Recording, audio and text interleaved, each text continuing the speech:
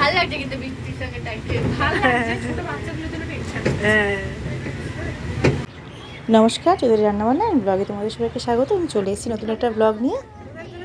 আমার সাথে থেকো, পুরো ব্লগটা দেখো কীরকম। এই যে আমরা চলে এসেছি ইকো পার্কে। আমি, মেয়ে আর ছেলে এসেছি। মেয়ের স্কুলের বান্ধবী আসবে আর তার মা আসবে একসাথে। Nicco P R eco park, eco eco আর নিকো শুনেছি। তা ওরা আসলে পরে আমরা এগোবো। আমরা এখানে দাঁড়িয়ে আছি, ভেতরে ঢুকে দাঁড়িয়ে আছি টিকিট কেটে। ওরা আসলে পরে তারপরে আমরা যাবো ভিতর দিকে। ওইখানে ফ্লাওয়ার একটা কাছে কি দাঁড়া। আরে নম্বর গেট থেকে ঢুকেছি। আর এখানকার এন্ট্রি ফি হচ্ছে 30 টাকা করে।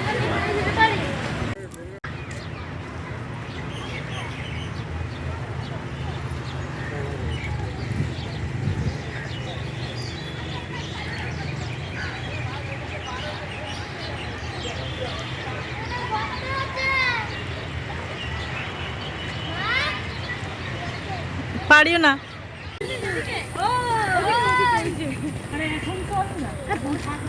এতক্ষণে যেটা বলটা সাইন তো করুন। এই নীল এই নীল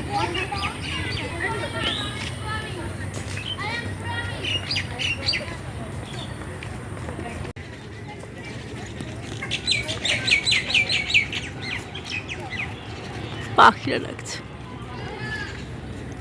আমরা এই দিক দিয়ে চলেছি। এখানেই হচ্ছে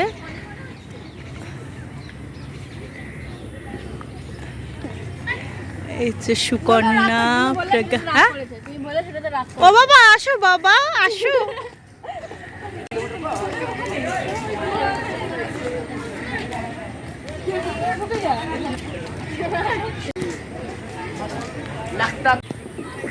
এই যে আমরা ভেতরে ঢুকেছি।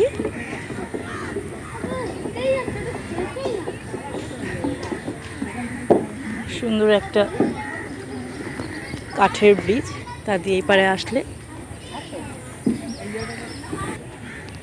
জুমা না কেন?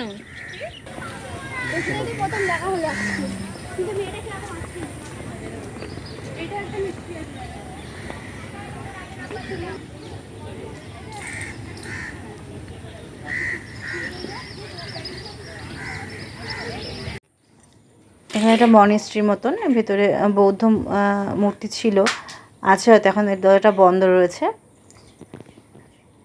তাই সবাই মোটামুটি বাইরে দিয়ে ছবি তুলছে।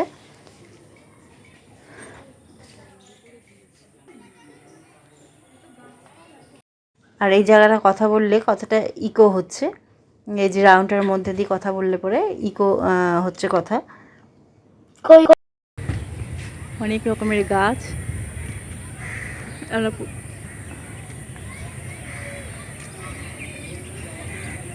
আমরা আবার সেই কাঠের সাঁকোর কাছে চলে এসেছি মোটামুটি।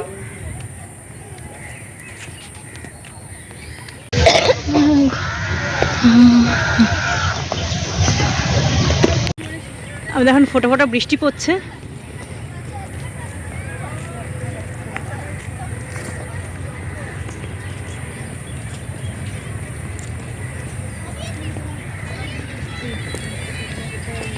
ফোটা ফোটা বৃষ্টি পড়ছে, বেশ ভালোই বৃষ্টি পড়ছে। আকাশ দেখেছো? আকাশ দেখো কালো হয়ে গেছে।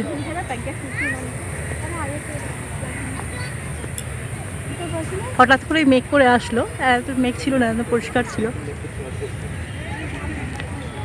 এখন হচ্ছে সন্ধ্যের ইকো পার্ক।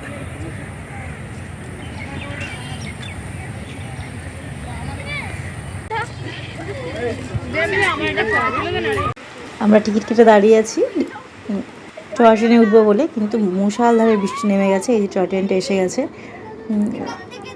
বৃষ্টিটা কমলে তারপরে টয় ট্রেনটা ছাড়বে। উঠে বসে আছি, প্রচণ্ড বৃষ্টি হচ্ছে।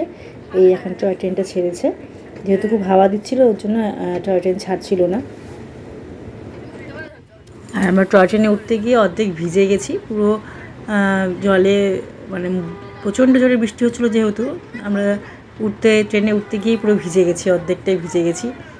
আর কিছু ঝাপটায় ভিজে গেছি, ট্রেনের মধ্যে বসে থেকেও ঝাপটাতে ভিজে গেছি। কিন্তু বাইরেটা এত সুন্দর লাগছে এই বৃষ্টির মধ্যে, কত সুন্দর লাগছে। আর পুরোটা ঘুরে নিই আর তোমাদের সাথে শেয়ার করছি। আর বৃষ্টির মধ্যে অনেক মানুষই পুরো একদম ভিজে গেছে, সব গেটের সামনে দিয়ে দেখা যাচ্ছে সব মানুষ ভিজে ভিজে গেছে। আর এখনই বন্ধ হয়ে যাওয়ার কথা পার্ক, টাইম হয়ে গেছে, কিন্তু যেহেতু এই বৃষ্টিটা নেমে গেল বলে তার জন্য আমরা এতক্ষণে বেরিয়ে যেতাম। আর আমাদের ট্রেনটা চলা হতো, কিন্তু বৃষ্টি নেমে যাওয়ার জন্য আমাদের একটু সময় লেগে গেল, ট্রেনটা দেরি করে ছাড়লো। দেখো কীরকম জোরে বৃষ্টি হয়েছে, আর ভেতরে আমরা সব মানে ভিজে গেছি। আর হাওয়ার জানলা দিয়ে জল ঢুকছে, এই জন্য ছাতা খুলে বসে আছি। সবাই মোটামুটি এখানে ভিজে গেছি, নীল তো একদমই ভিজে গেছে। টয় ট্রেনে আমরা উঠে এই যে ছাতা খুলে বসে আছি, মানে এত ঝাপটা আসছে, এতে আমরা সবাই অর্ধেক মানে ট্রেনে বসে ভিজে গেছি। দেখো নীল তো একদম পুরো ভিজে চুপচুপে।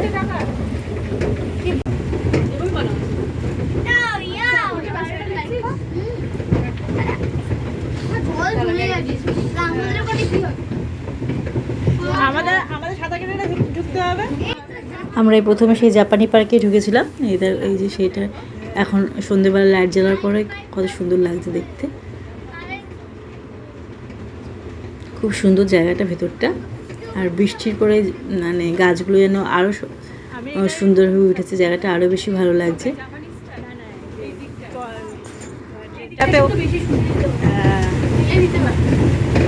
এই দিকটা বেশি সুন্দর, হ্যাঁ বেশি সুন্দর, হ্যাঁ ভিড়টাও কম। হ্যাঁ আমাদের এবার আমরা নেমে যাবো, আমাদের চলে এসেছি আমার গেটের সামনে। আমার ভিডিওটা তোমাদের কেমন লাগলো আমাকে জানিও, আর আমার ভিডিও যদি তোমাদের ভালো লেগে থাকে তাহলে অবশ্যই লাইক, শেয়ার অ্যান্ড সাবস্ক্রাইব করো। তাহলে আজকের মতন এটুকুই, আবার আসবো অন্য কোনোদিন নতুন কোনো ভিডিও নিয়ে। আমরা এখান থেকে বেরিয়ে কিছু খাওয়া দাওয়া করবো, তারপরে বাড়ির দিকে রওনা দেবো।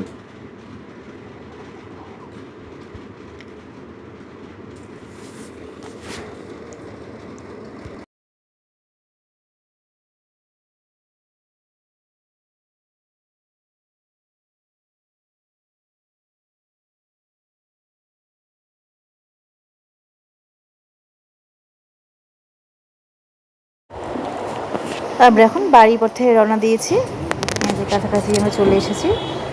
তাহলে ভিডিওটা আমি এখানে শেষ করলাম। সবাই ভালো থেকো, সুস্থ থেকো, টাটা।